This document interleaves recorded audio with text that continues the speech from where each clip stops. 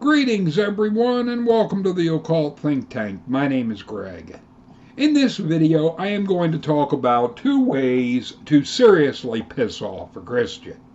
Well, to be fair, I didn't set out to find 2 surefire ways to piss off Christians, but when I came across these I couldn't resist the temptation to decapitate the Christian chicken.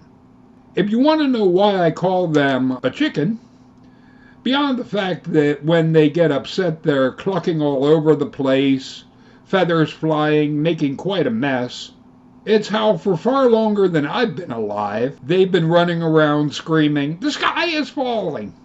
aka the end of the world. Oh crap, I better make that 3 ways to piss off a Christian, as I just stumbled across another. I hope I didn't step in anything.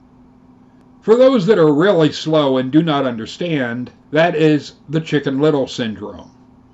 If you're still clucking around, pecking at your keyboard, try Googling it. My second reason isn't about them being chicken little, but rather the reverse, them being little chickens. I say this because they want their God to do something it hasn't done for anyone, including those it called its chosen people, who over 6 million of them died in Nazi death camps. But you little chickens think your God is going to rapture you away.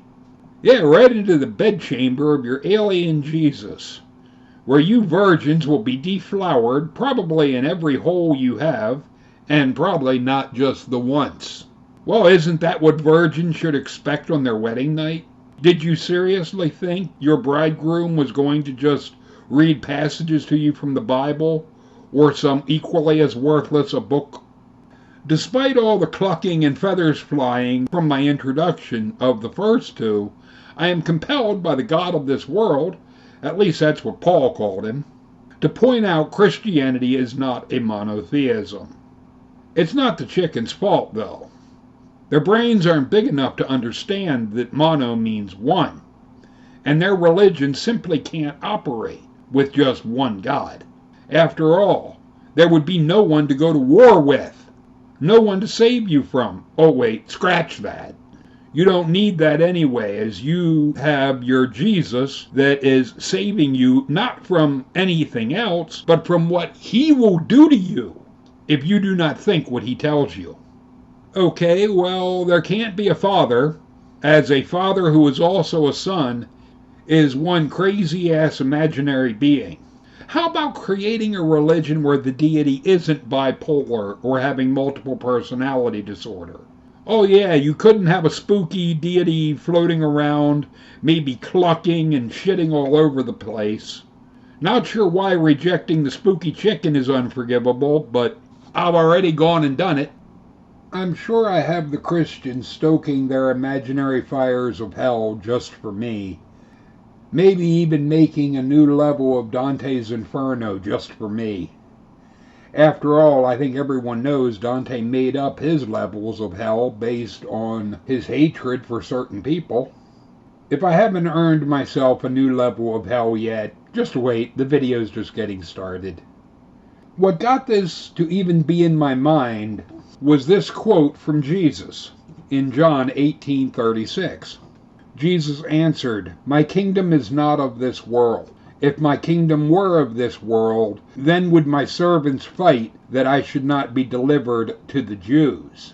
But now is my kingdom not from hence." Before asking him if he is a king, which this statement almost begs for that question, before that, however, I would have pointed out he wasn't delivered to the Jews, but the Romans. I would have thought the difference in the style of clothing would have given that away, but maybe this alien thinks all nationalities dress alike. Jesus should have been happy he was delivered to the Romans, however, as the Jews would have just stoned his ass and been done with him. And being stoned during the time of Jesus had a lot different meaning than being stoned does today. I'm not sure if someone could be stoned to death in the way that is meant today, and no, that is not a challenge for any of you to test, not even for the sake of science. But an even better one is John 8:23. "And he said unto them, Ye are from beneath, I am from above. Ye are of this world. I am not of this world. No matter how you want to slice or twist this, Jesus is clearly telling them, I am an alien. Everything he said in John 8 would have made him look like he was utterly insane. Thinking that he'd kill himself would be putting it mildly. Talking like this today would get someone locked up in a funny farm with the happy coats and a lot of good drugs pumped into them on a daily basis. I realize Christians want to try and act like a spiritual existence isn't alien, but they are hardly the ones to try getting technical. They are the ones, after all, that call aliens demons. There is a lot more evidence that aliens are simply beings that are quite mortal, just like you and I, simply from another planet, than them being some kind of spiritual, whatever that is, thing, that not even you idiots can agree on what it even is. If you want to claim spiritual has some grand magical properties, then how about a wee bit of evidence to support that most extraordinary claim? I'm not asking for extraordinary evidence, even though by all rights I should. I am simply asking for a wee bit of evidence. A wee bit is far less than an extraordinary amount, so I think I'm being more than generous. You wouldn't believe I have an impressive magical wand in my pants that sprays liquid joy without proof. Oh, you may believe there's something naughty there, but not that it's magical, or that what it sprays is accurately defined as liquid joy. The truth is, asking for evidence to support a wild claim isn't outrageous, but a very normal and expected response. If you can ask for evidence of my magical wand, why can't I ask for evidence of your magical Jesus?